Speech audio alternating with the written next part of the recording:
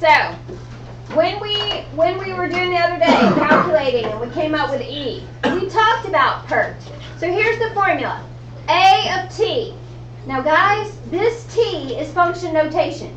And all it means is the amount we have after a given time. That's what that means. The total amount you have after a given time period. Okay? Now P stands for our principal, which is the initial investment, the initial amount of money we put in. E is our new favorite number. R stands for rate. And we're going to change a percentage to a decimal, right? And T stands for time in years. T is time in years. Now, when do you use PERT? Whenever you see compounded continuously. So, this is the formula we use for compounded continuously versus that compound interest formula. This is easier.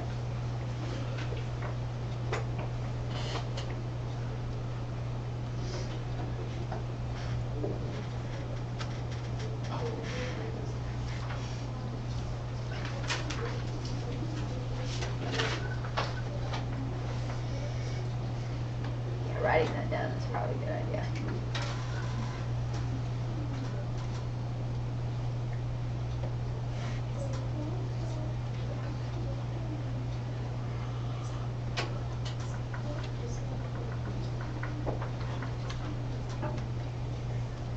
There you go.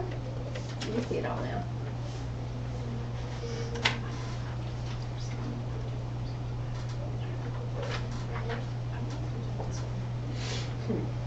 That did not work.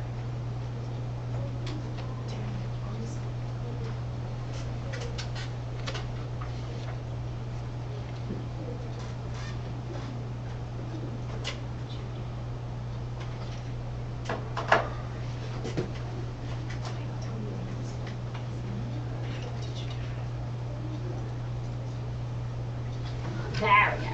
Got it. All right, I was just trying to give myself a little more room. On your paper it says up at the top, there's not enough room on here, use another paper. That's pretty much what it says. If you can write really small and you can read it, I'm okay with that, but there's really not enough room. Okay, so number 1 says find the final amount, that's the total amount after time, if you invest $10,000 at 12% interest compounded continuously for 7 years. Right, that's PERT. Compounded continuously is PERT. So this is our P. This is our R. And this is our T. So we've got everything we need to know. So the total amount after 7 years, that's what this means. The total amount we have after 7 years is that initial investment of $10,000. E raised to the R. Well, if R is 12%, then 0.12 is what I plug in for R, times T, which is time in years, and it says 7 years later. Okay, everyone, enter this in your calculator. 10,000 E, and guys, use the second LN button because that gives you E to a power automatically. That's what you need here. Times 0.12 raised to the 0.12 times 7.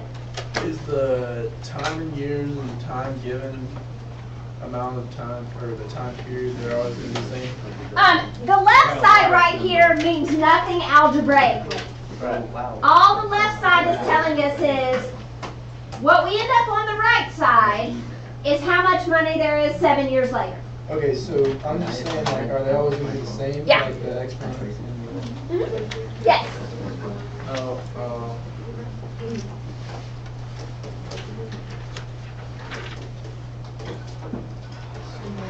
Okay.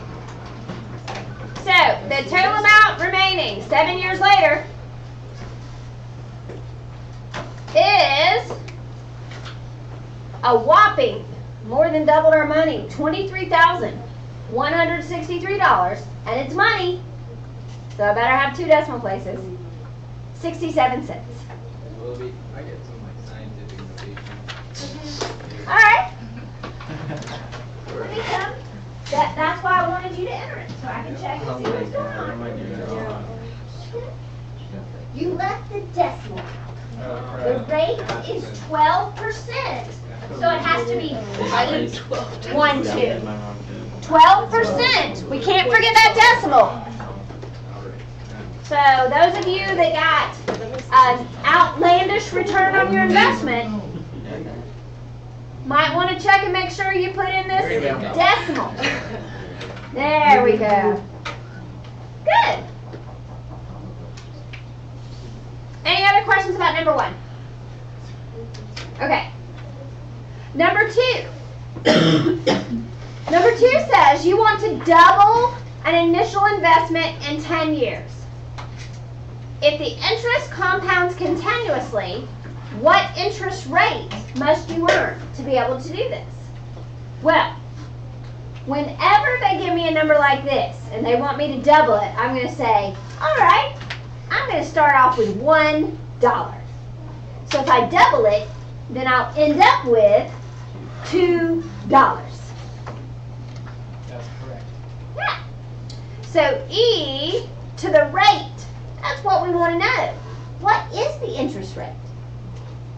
And how long am I giving myself to double my money? 10. Okay, now to put this in the right form, we would divide by 1, changes nothing. When we divide by 1, nothing changes. That's why I use 1. Most of the time I don't even write 1. Okay, this time I am solving for an exponent. What do we use to solve for an exponent? Logs. And specifically in this case, I should choose which kind of log? Natural log, because it's basic. Okay, so now I have the natural log of 2 is equal to 10r times the natural log of e. The natural log of e is equivalent to 1. So it's like it's not there. 1 times anything is just that thing. So all we have to do is divide by 10. Punch it in.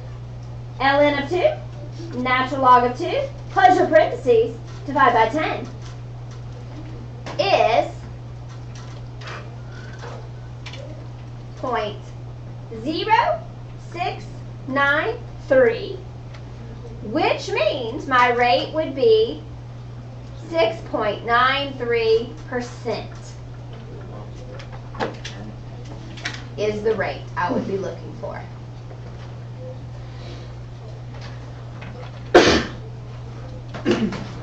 Okay, we got it? Now, there are some problems on your worksheet that say compound continuously. That's the new stuff. There are some problems on this worksheet that might say compound but don't say continuously. That's the old stuff. Or it might say it increases by 2% a year. That's the old stuff. Okay, so you guys want to check and see, is this the new with E or the old without? Now, actually everything can be modeled with E, but you don't know how. So So we're going to have to do stuff we did on the test on the old ones.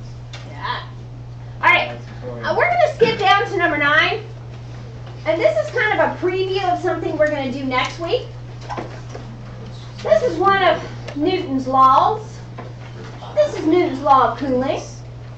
So, according to Mr. Newton, a beaker of liquid cools exponentially when removed from a heat source. Using the formula, so I am giving you the formula. Okay?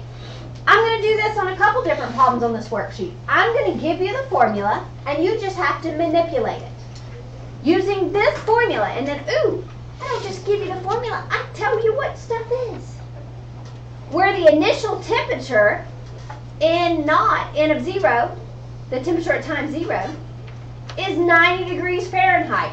Now, this makes sense for where we live. It doesn't really make much sense for science because we'd be working with Celsius, but we live in the States and we're Fahrenheit kind of people. So we're going to plug in 90 for N naught in this formula. Our K is our decay constant, and it tells us K is this. Pretty soon we're going to be solving for K, but it tells us. We don't even have to figure it out. K is this. Please plug that in. Negative 0.0275. And T represents time, but specifically our unit is minutes. So we took our scenario, we took our formula and plugged in the information for this scenario.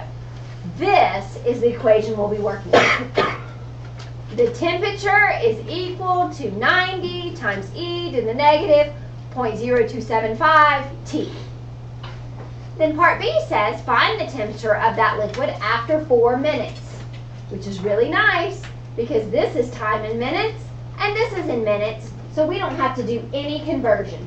We just plug in 4. Does the temperature have decimals?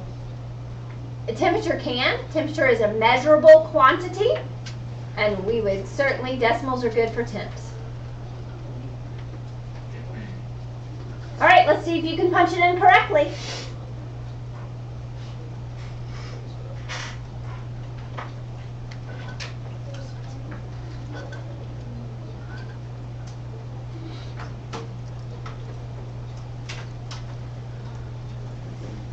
So 4 minutes later, this liquid is now down to 80.63 degrees Fahrenheit.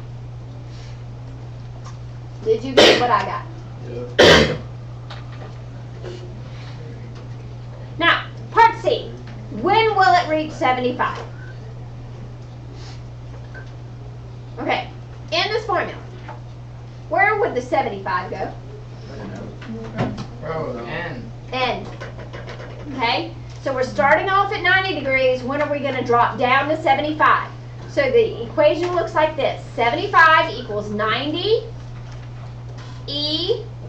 We know the rate of cooling because it was given to us in the problem.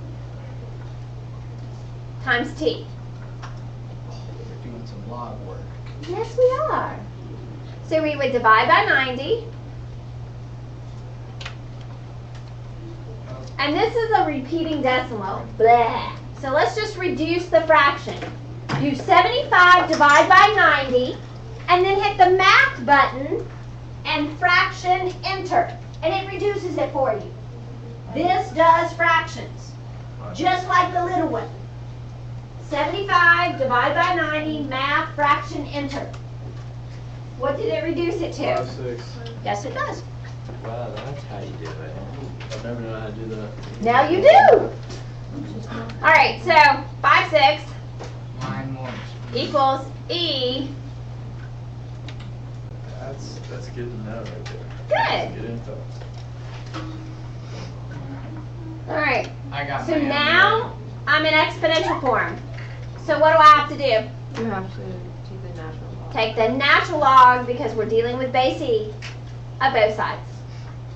So it's the natural log of 5, 6.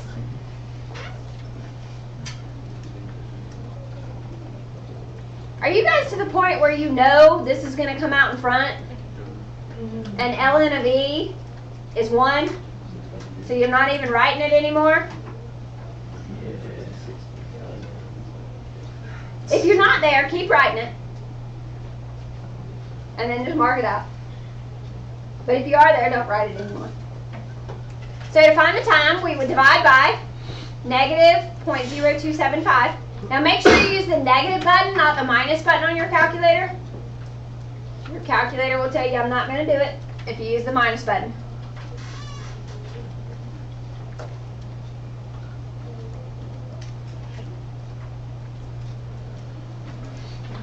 And did you find that it would take approximately 6.63 minutes?